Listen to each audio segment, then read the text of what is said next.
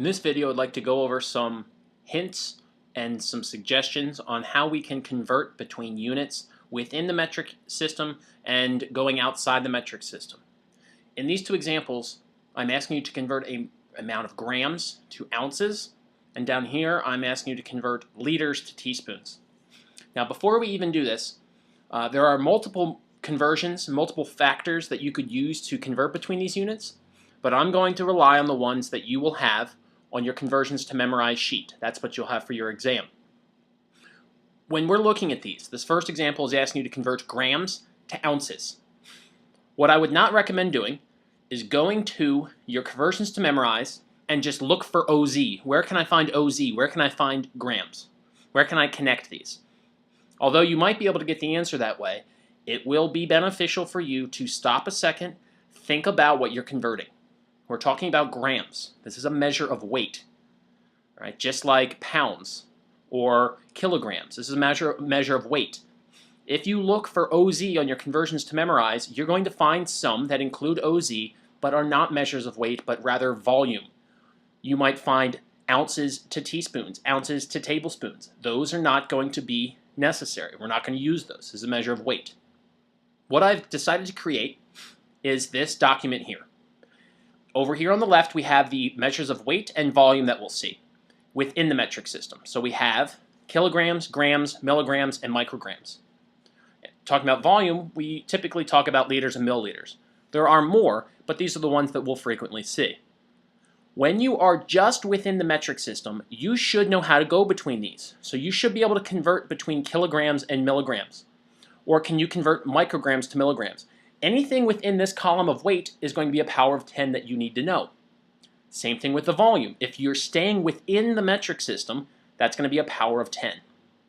Now the problem that I'm asking you is taking grams and asking you to convert that to something that's outside of the metric system. I'm asking you to convert that to ounces. When you are going between two systems, whether it be the metric system and then over here I just say the not metric system, we have measures of weight and volume. There are ones that are provided for you that I would recommend using. So if we want to go anywhere between the metric system and go outside into some other measure of weight, we're going to follow this green line. Typically what we use is 1 kilogram equal to 2.2 pounds. So what I'm going to do here, all right, I'm going to map out what I want to convert. I need to have ounces. If you look at the very end here, we need ounces, and if you look at your conversions to memorize, in order to have ounces, what you're going to need before then is pounds. And if you look on your conversions to memorize, that's the only conversion that you have involving ounces. So can I, over here, if I'm starting with grams, I need to eventually get to ounces. Can I get from grams to pounds? On your conversions to memorize, you do not have a direct conversion. And if you go back to the document that I created, what do we typically use when we're going outside of the metric system or going into the metric system? We typically use this. So if we know the kilograms, we can find the pounds. So what I know is that if I know the grams, I can easily convert that to kilograms because that's within the metric system. Then I can go from kilograms to pounds and pounds to ounces.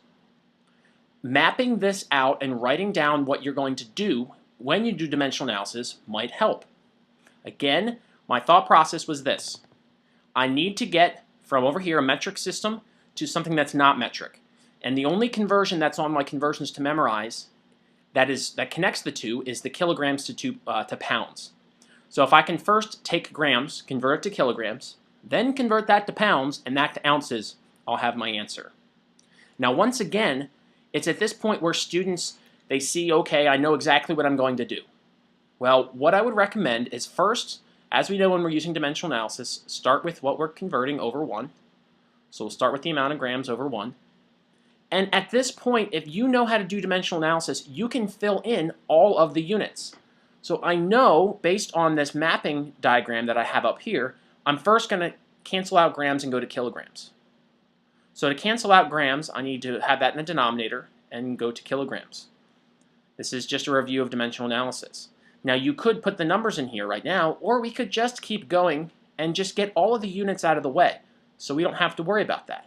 So I want to go from kilograms to pounds. Let's write that out. Kilograms to pounds. And then finally, I want to cancel out pounds and go to ounces. So I'm going to cancel out pounds and go to ounces. What typically happens is students will immediately, just given this problem of 3,314 grams, they will immediately just try to write things down and try to go between units. And what you're doing is you're combining 4 or 5 things in one process. Instead of breaking it down, making a plan, going from grams to kilograms to pounds to ounces, and then knowing I need dimensional analysis, I can get all the units out of the way. Now all I need to do is to go in and put in those equivalent ratios here. I need to put in the conversion factors. So grams to kilograms, I know 1 kilogram is equivalent to 1,000 grams. A kilogram is larger than the gram, so I need more grams to make up 1 kilogram. Then I know the conversion factor from pounds to kilograms. There are 2.2 pounds in 1 kilogram. And then finally, in 1 pound, there are 16 ounces. So all I have done here is mapped it out, wrote out starting with my unit that I'm starting with over 1. I wrote out the units that I'm going to cancel, and then I went in and put in my conversion factors. So if I multiply all these numerators here, 3,314 times 2.2 times 16, you're going to get a big number. 116,652.8. In the denominator, I'm just going to have 1 times 1,000 times 1 times 1. That's just 1,000. And I know my unit's going to be ounces. So if I were to simplify this, when you divide by 1,000, right, that's going to move the decimal 3 to the left. So this will be 116.6528. And that's ounces. We should round that. Let's round that to the tenths place. So this will be 116.7 ounces.